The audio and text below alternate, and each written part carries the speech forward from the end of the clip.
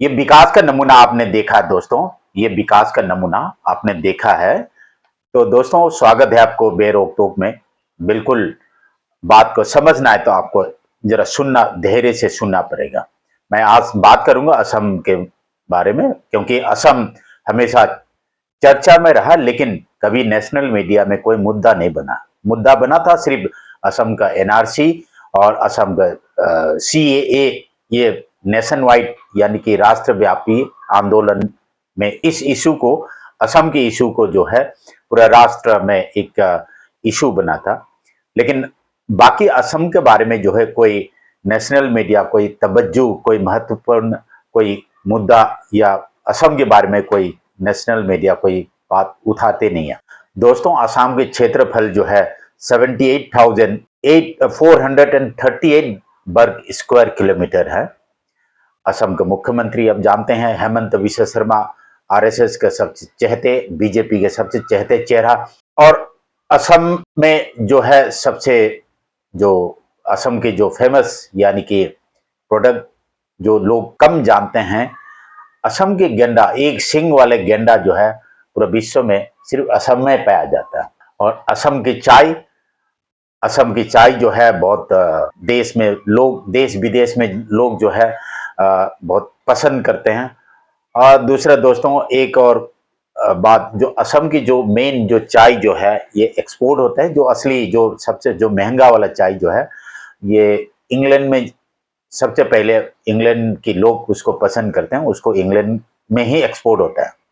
पहले दार्जिलिंग का चाय कहता था, लेकिन पुराने जो लोग जो थे दार्जिलिंग के चाय के नाम से जानते थे, लेकिन वास्तविक में दार्जिलिंग के चाय ने असम का चाय। दोस्तों आज कुछ मुद्दा, मिली जुली मुद्दा है असम का, उसमें से एक मुद्दा को मैं चुन के आपको हाईलाइट यानी कि सबके ध्यान आकर्षक करना चाहूंगा।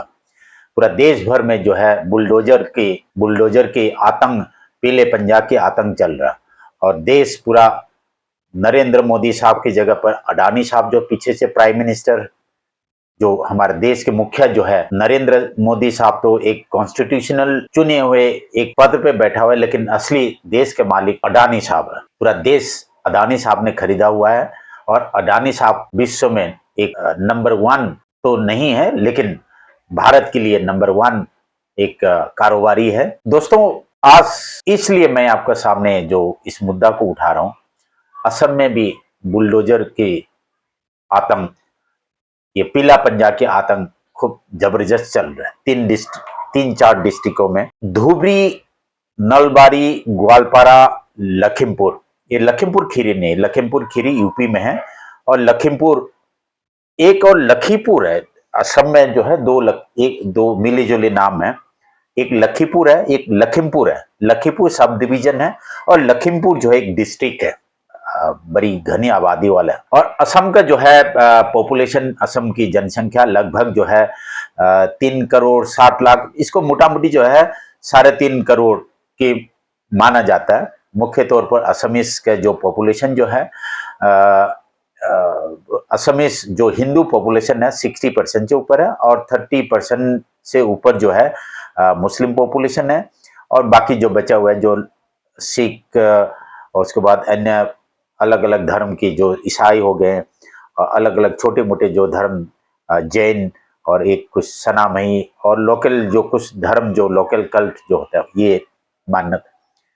दोस्तों असम की 4 डिस्ट्रिक्ट पे अडानी साहब ने Assam power distribution corporation limited के साथ मिल करके जमीन की आवंटन किया, और करीब करीब 1500 परिवारों को, 1500 परिवार यानी कि आप समझो एक परिवार में 4, तो मिनिमम समझिए, तो एक परिवार में 4 इंटू 1400 यानी कि कितने लोगों के विस्थापित होंगे, ये आप एक बार अनुमान लगाना। दोस्तों धुबरी डिस्ट्रिक्ट में जो है मुसलमानों का जो संख्या है 79.67, और हिंदू का लगभग 20%। ग्वालपारा डिस्ट्रिक्ट में जो है 57.52, और हिंदू का जो है 34.51। नलबारी में जो है 30.56, और हिंदू का जो है 69.11 और लखीमपुर में 18.57 मुसलमानों का है और 16.49 जो है ये हिंदू का पॉपुलेशन है।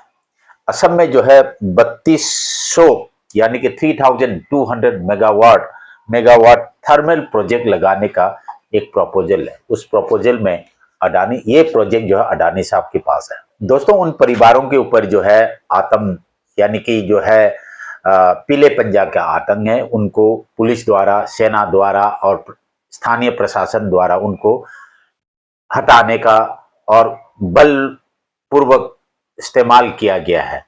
उसमें कोई भी मुख्य दल जो है उसको उसके खिलाफ खड़े होने का हिम्मत नहीं जुटाया है। ये बहुत ही दुख के साथ मुझे कहना पड़ा। असम में जो है मुख्य जो विपक्षी दल जो है कांग्रेस है, लेकिन कांग्रेस ने भी इसको इतना जो महत्वपूर्ण नहीं दिया गया। ये मुझे नहीं समझ में आई इसमें क्या क्या क्या क्या दिक्कत है कांग्रेस के साथ, क्योंकि 1400 परिवार जो आज से नहीं हजारों सालों से जो वहां बसे हुए जो परिवार जो है उनको इविक्शन करने का हुक्म प्लस पुलिस बल, सुरक्षा बल उसमें इस्तेमाल, सीआरपीएफ, असम पुलिस और स्थानीय जो जितनी जो सरकारी जो बल जो है उसको इस्तेमाल किया गया। उसमें एक एमएलए आया है राइजर दल, जो अखिल गोगोई, आप जानते हैं अखिल गोगोई बहुत एमएलए पॉलिटिशियन बनने से पहले एक अच्छा सामाजिक कार्यकर्ता था, कहीं इनाम पुरस्कार से नवाजा गया। तो अखिल गोगोई अपने समर्थकों के साथ उस जगह स्थान पर गए, लेकिन अखिल गोगोई को भी पुलिस द्वारा उनको हिरासत में लिया गया। लेकिन सबसे महत्वपूर्ण बात यह है, असम जो उत्तर पूर्वी भारत की जो गेटवे ऑफ इंडिया है, जो साउथ ईस्ट एशिया के gate of South East Asia है, जो भारत और जो म्यांमार, थाईलैंड, चाइना की तरफ जो मुख्य रास्ता जो है, उसमें असम में एक मुख्य, उसमें थर्मल पावर प्रोजेक्ट की जगह पर अगर जो हाइड्रल पावर प्रोजेक्ट, असम में बहुत सारे नदियां, ब्रह्मपुत्र नदी हैं, उसकी शाखा नदियां हैं दोस्तों, वहां पर जो थर्मल पावर प्रोजेक्ट की जगह पर हाइड्रल पावर प्रोजेक्ट जो है लगा सकता था। पर्यावरण, अब जानते हैं, अब अभी अभी आज के दिन पर झारखंड में इतनी मतलब विरोध हो रहा है उसके अदानी के कंपनी के कोयला कंपनी खदान के, उसको कितने डिफोरेस्टेशन हो रहा है, इतनी ग्लोबल वार्मिंग में कई लोगों जो अडानी के जो कोयला खदान आवंटन में जो है कितनी ट्राइबल, कितनी जो उधर के जो स्थानीय जो ट्राइबल्स है उनके उनकी उनकी घर को उजाड़ा गया, कितनी परिवार की जो आशियाना जो है उजाड़ा गया। तो कोई जो है, मुझे सामाजिक कार्यकर्ता या कोई विपक्ष की दल जो है, उन्होंने इसमें जो मुख्य जो करना चाहिए था, जो विरोध करना चाहिए था, किसी ने विरोध नहीं किया। ये बहुत दुख के साथ, और एक नागरिक होने के नाते आपके कर्तव्य क्या, मेरा सिर्फ मकसद ये था। और असम बहुत एक जंगल और नदियों की विशाल नदी ब्रह्मपुत्र नदी असम में है, और हर साल को बाढ़ आता है, हर साल को लोगों के घर जो है बह जाता है, और कई प्राकृतिक आपदा आते हैं। उसमें ध्यान ना देते हुए असम के मुख्यमंत्री हेमंत बिश्व शर्मा ने 1400 लोगों को, 1400 परिवारों को, 1400 से यानी कि जो 1600 करीब करीब 2000 परिवारों को जो है उनको उजाड़ दिया गया। इसके जिम्मेदार कौन है? आप एक सशक्त नागरिक होने के नाते क्या आप आवाज नहीं उठाएंगे? मैं इस मुद्दा को जिंदा रखना चाहूंगा, आपसे पूछना चाहूंगा, ये क्या आपका मुद्दा नहीं है? आज आप जो है दिल्ली में रेखा गुप्ता द्वारा जो लोगों के घर उजाड़ते, तो आप जो सड़क, आपका हिम्मत नहीं हो रखी सड़क पर उतरने की, क्योंकि जो दिल्ली में जो जिसके जो घर उजाड़ा गया था, ये आज का नहीं है, कई सालों से लोगों की जिंदगी वहां निकल गए, लेकिन उनके घर को रेखा गुप्ता और दिल्ली सरकार और सरकार द्वारा उनके घर उजाड़ दिया गया, लेकिन आपका हिम्मत नहीं उनमें विरोध करने का। कल आपका भी नंबर आएगा।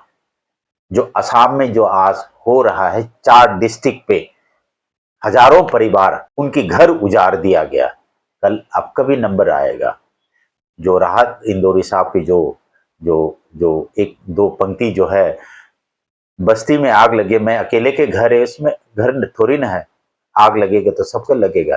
दोस्तों, दिल्ली में जो आपके 10 साल और 15 साल की गाड़ी उठाए गए तो लोग खुश हो रहे थे। जिसका झोपड़ी उजाड़ दिया गया तो फ्लैट में रहने वाले लोग खुश हो रहे थे। दोस्तों, इस तरीके से सरकार अलग अलग किस्म से, अलग अलग ढंग से आपको परेशान करेगा। लोकतंत्र में क्या आप आवाज नहीं उठाओगे? बिहार में आज कई लोगों के नागरिकता छीनने की बात आ गई। जब सीए एनआरसी का जब आंदोलन था, वो चुप रहा, वो आवाज नहीं निकला। आज उनकी नागरिकता पे सवाल आया तो आज बिहार बंद। दोस्तों, सोच के देखना और ये वीडियो जरूर देखना, आपको कैसे महसूस होता है, देश में क्या हो रहा है। अब अपने मस्तिष्क का एक बार इस्तेमाल करना। दोस्तों, धन्यवाद। India has been a problem, and for the BRICS, I think perhaps the major problem for the BRICS is India. India is an outlier. I don't want to exaggerate, but some people even say that India is a sort of a Trojan horse inside the BRICS. I wouldn't go that far, but I do think that Modi has shown some strange things